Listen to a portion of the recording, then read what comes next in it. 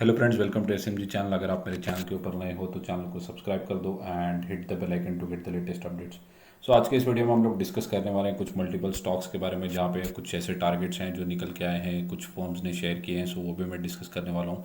एक ऐसा स्टॉक है जहाँ पे जो कि क्वालिटी स्टॉक है, और वहाँ उसके अंदर आज के दिन 90% के आसपास डिलीवरी ली गई है। सो वो स्टॉक को भी मैं डिस्कस करने वाला हूँ। एफ के डेटा को भी इस वीडियो के अंदर हम लोग डिस्कस करेंगे। सो फ्रेंड्स, आप लोग मेरे चैनल को देखते तो हो, बट आप देख सकते हैं कि नॉट सब्सक्राइब का जो डेटा है वो लगभग 80% के आसपास है। सो अगर आपको वीडियो अच्छा लगता है, कंटेंट अच्छा लगता है, तो आप मेरे चैनल को सब्सक्राइब करते रहिए, और वीडियो को भी आप लाइक कर सकते हैं।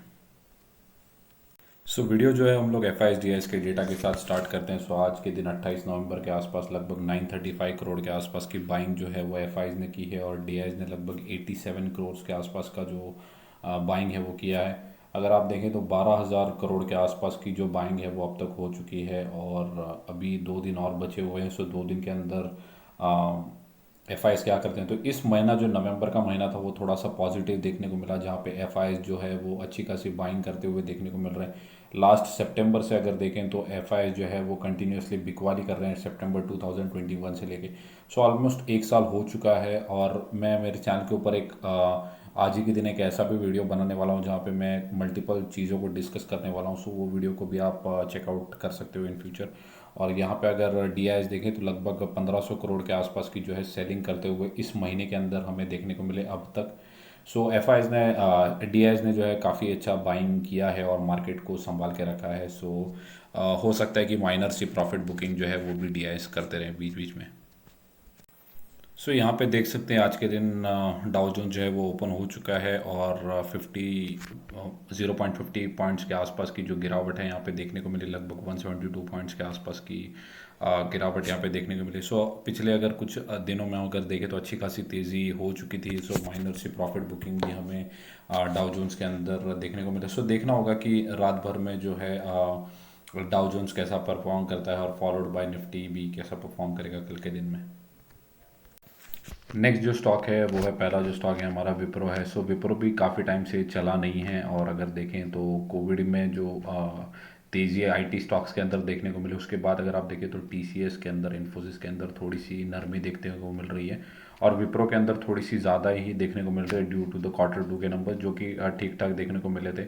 बट यहाँ पे अगर आप देखें तो 1 साल के अंदर जो है वो 35%, और अगर ऑल टाइम हाई से मैं देखूँ तो लगभग 43% के आसपास विप्रो जो है वहाँ पे सेलिंग देखने को मिल रहा है।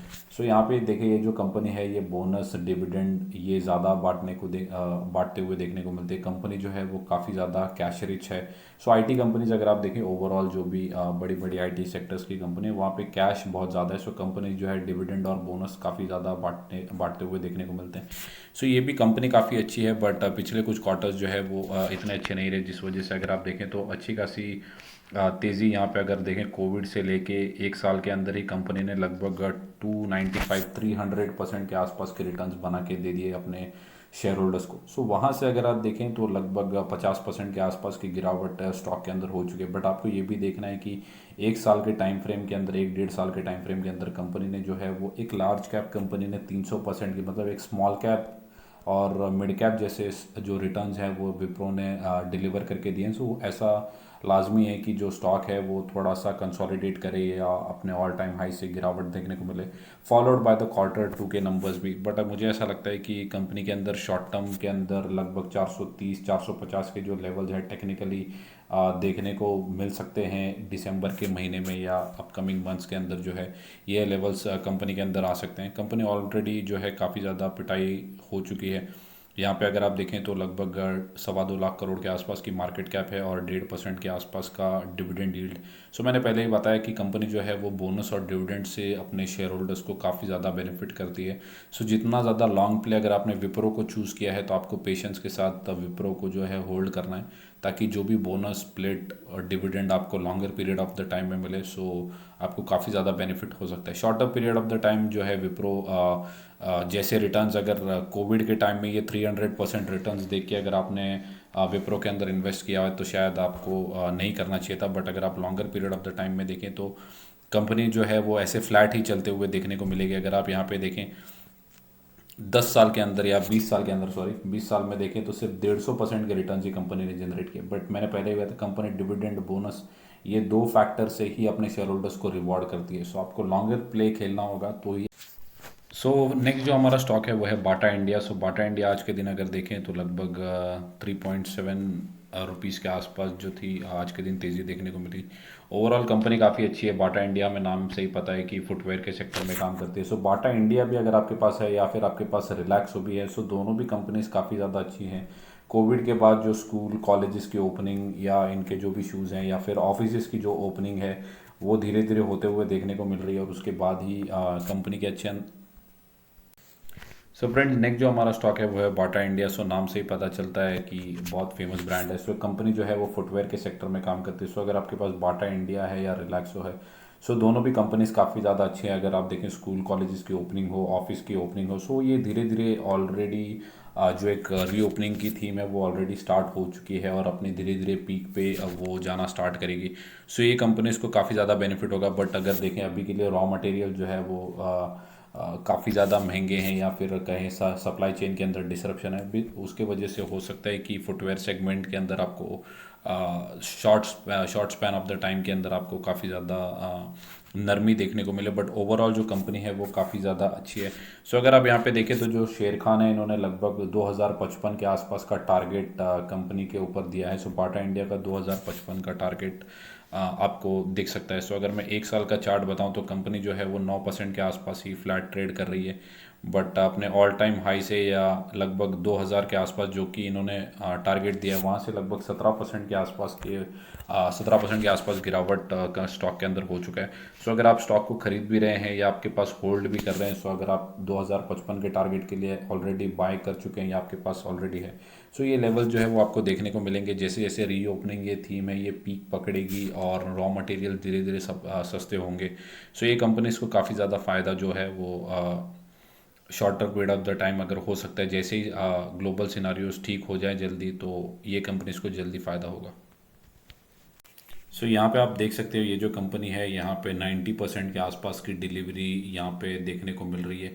सो लगभग 18,700 746 क्वांटिटीज़ में से अगर आप देखें तो लगभग 17,000 क्वांटिटीज़ के आसपास लोगों ने डिलीवरी उठाई है, लगभग 90% के आसपास। सो ये एक लार्ज कैप कंपनी है। नाम अगर मैं बताऊँ तो PGHH, सो ये कंपनी है। सो अगर आप यहाँ पे देखें आज के दिन लगभग 92 पॉइंट्स के आसपास की तेज़ी देखने को मिली, लगभग 14,000 के आसपास का महंगा स्टॉक है। सो ज़्यादातर रिटेल इन्वेस्टर जो है ऐसे स्टॉक्स को नहीं खरीदते क्योंकि महंगा होने के कारण।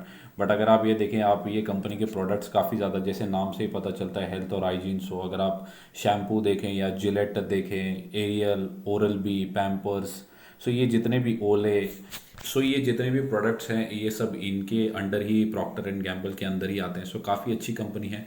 FMCG सेक्टर की कंपनी अगर आप देखें तो निफ्टी FMCG कंपनी है और हेल्थ और हाइजीन के सेगमेंट्स के अंदर प्रोडक्ट है और काफ़ी अच्छे इनके प्रोडक्ट्स देखने को मिलते हैं। सो यहाँ पे अगर आप देखें तो 90% मतलब अच्छा खासा माल जो है लोग उठाते हुए देखने को मिल रहे हैं स्टॉक के अंदर। सो नेक्स्ट जो स्टॉक है वो है हीरो मोटोकॉर्प। सो टू व्हीलर सेगमेंट का काफ़ी अच्छा स्टॉक देखने को मिल रहा है। आज अगर देखें तो लगभग 2.5% के आसपास की तेज़ी जो है यहाँ पे देखने को मिल रहा है। सो कंपनी ने ये बताया कि कंपनी जो है वो एक शोरूम का प्राइस बढ़ाते हुए देखने को मिलेगा for the motorcycles and the scooter, जो कि 1 दिसंबर से लागू करने वाले हैं। सो यहाँ पे अगर आप देखें तो प्राइस जो है वो लगभग 1,500 रुपये से कंपनी इंक्रीज करने वाली है। सो धीरे धीरे अगर, क्योंकि अगर प्राइस बढ़ा देंगे तो इनका रेवेन्यू जो है वो बढ़ते हुए देखने को मिलेगा और कंपनी के मार्जिन्स भी जो है वो सुधरते हुए देखने को मिलेंगे। सो ये जो इन्होंने बताया कि 1,500 रुपये जो ये बढ़ाने वाले हैं, ये सिर्फ स्पेसिफिक मॉडल्स के लिए ही बढ़ाने वाले हैं, सभी स्कूटर्स और बाइक के लिए नहीं बढ़ाने वाले, सिर्फ एक स्पेसिफिक मॉडल्स के लिए ही ये एक शोरूम प्राइस जो है वो इंक्रीज़ करने वाला है। इसी वजह से स्टॉक के अंदर आज अगर देखें तो 2.5% के आसपास की तेज़ी देखने को मिल रही है। सो नेक्स्ट जो स्टॉक है वो है मारुति सुजुकी। सो यहाँ पे अगर आप देखें तो एक न्यूज़ देखने को मिल रही है शेर खान की तरफ से। सो अगर आप आज के प्राइस देखें तो लगभग 9,000 के आसपास देखने को मिल रहा है, 8,968 के पास। यहाँ पे 51 पॉइंट्स के आसपास की गिरावट देखने को मिली। सो शेर खान ने जो इनका टारगेट है वो longer period of the time के लिए 10,000 के आसपास, 11,000 के आसपास का जो टारगेट है, 10,965 के आसपास।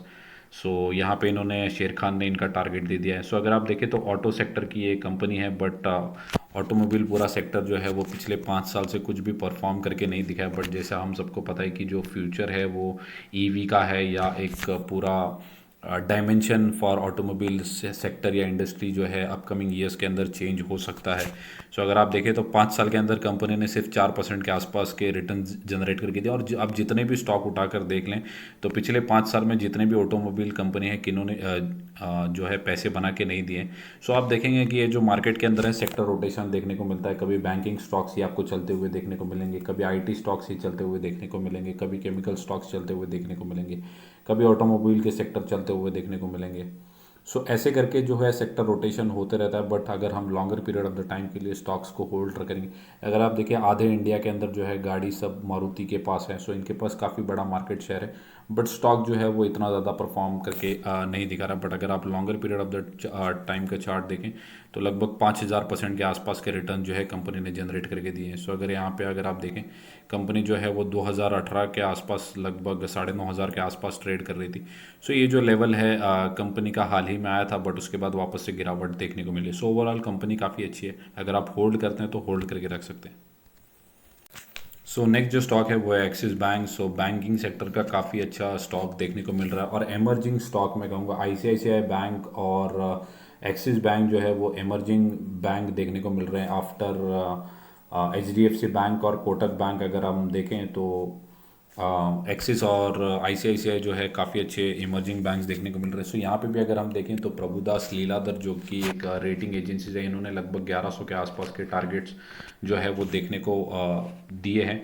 सो ये मुझे लगता है कि जल्द ही अचीव होते हुए भी आपको देखने को मिलेंगे। सो अगर आप देखें तो कंपनी ने काफ़ी अच्छे रिटर्न जो है वो इस गिरावट के अंदर, जहाँ पे स्टॉक्स अंडर परफॉर्म कर रहे हैं, कंपनी ने 1 साल के अंदर लगभग 37% के आसपास के रिटर्न जनरेट करके दिए हैं। 5 साल में अगर आप देखें तो कंपनी इतनी नहीं चली है, बट अगर आप देखें तो पिछले कुछ टाइम से कंपनी अगर आप यहाँ से 2017 से लेके 21 तक अगर देखें तो लगभग 52%। सो अभी धीरे धीरे अगर आप देखें तो लगभग पिछले कुछ महीनों से कंपनी का जो ट्रेंड है वो काफ़ी अच्छा देखने को मिल रहा है।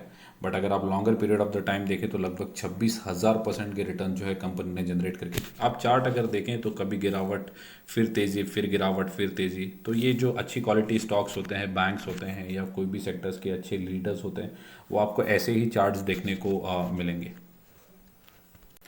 नेक्स्ट जो स्टॉक है वो है परसिस्टेंट सिस्टम। सो अगर परसिस्टेंट सिस्टम में अगर देखें तो 1.5% के आसपास की तेज़ी देखने को मिली। मिड कैप सेगमेंट में अगर आप कोई आईटी सेक्टर का स्टॉक ढूंढ रहे हैं या आप चाहते हैं अपने पोर्टफोलियो के अंदर ऐड करने के लिए, तो मुझे ऐसा लगता है कि परसिस्टेंट सिस्टम काफ़ी अच्छा कैंडिडेट हो सकता है आपके पोर्टफोलियो के अंदर, क्योंकि काफ़ी अच्छी कंपनी है और Q2 के नंबर्स भी काफ़ी अच्छे पेश करके दिखाए थे। सो कंपनी अगर आप देखें तो ऑल टाइम हाई से लगभग 17-18% के डिस्काउंट पे आपको अवेलेबल है। सो मुझे ऐसा लगता है कि shorter period of the time, या अगर मार्केट के अंदर ऐसी ही तेज़ी देखने को मिलती है और कोई अगर मेजर गिरावट नहीं आती है, तो विद इन 3 to 4 मंथ्स आपको 5,000 के जो टारगेट्स हैं 1,000% के आसपास की, लगभग 25% के आसपास की तेज़ी जो है इस शेयर के अंदर आपको देखने को 101% मिल सकती है। बस अगर कोई बड़ी मेजर गिरावट निफ्टी के अंदर या ग्लोबल कोई ऐसा सिनारियो नहीं आता जहाँ पे ग्लोबल सेल ऑफ आएगा। सो अगर वो सेल ऑफ नहीं आता तो परसिस्टेंट सिस्टम के अंदर जो है आपको 5,000 के levels shorter period of the time देखने को मिल सकते हैं। नेक्स्ट जो स्टॉक है वो है रिलायंस इंडस्ट्रीज। सो आज के दिन अगर देखें तो मार्केट को जो सबसे ज़्यादा पंप करने का काम किया है वो है रिलायंस इंडस्ट्रीज़ ने, क्योंकि इंडेक्स के अंदर काफ़ी बड़ी जगह जो है वो रिलायंस इंडस्ट्रीज़ के। इसीलिए मैं पिछले कुछ वीडियोस के अंदर भी डिस्कस किया था कि लार्ज कैप स्टॉक्स के अंदर जो है वो आपका काफ़ी ज़्यादा वेटेज होना चाहिए, फिर मिड कैप के अंदर, और उसके बाद स्मॉल कैप के अंदर, और उसके बाद भी अगर थोड़े बहुत पैसे अगर आप टेस्टिंग करना चाहते हैं तो पेनी स्टॉक या फिर माइक्रो कैप स्टॉक्स के अंदर आप पैसे लगा सकते हैं। बट मैंने पहले ही कहा था कि अगर निफ्टी के अंदर तेज़ी आएगी तो या तो वो बैंक्स लीड करेंगे, या तो आईटी के दिग्गज लीड करेंगे, या फिर खुद एक रिलायंस इंडस्ट्री एक अपने आप में ही एक बड़ा सेक्टर है, या खुद एक इंडेक्स है मैं कहूँगा। सो पिछले कुछ टाइम से ये भी जो स्टॉक है वो नहीं चलते हुए देखने को मिल रहा है। लगभग 6 महीने से स्टॉक जो है वो सेम फेज के अंदर कंसोलिडेशन करते हुए देखने को मिल रहा है। फिर भी 1 साल में 12% के आसपास के रिटर्न जो है जनरेट किए हैं।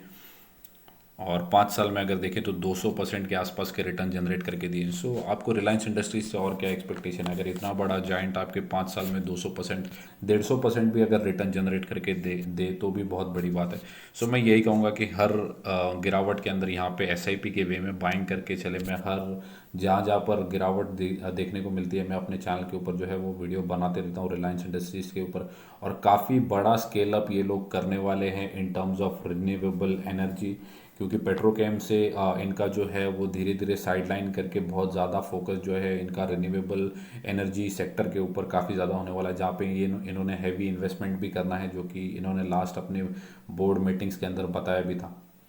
सो ये थी मेरी commentary for all the stocks and market. अगर आपको वीडियो अच्छा लगा होगा तो वीडियो को लाइक कर दो एंड चैनल को सब्सक्राइब। Thank you guys.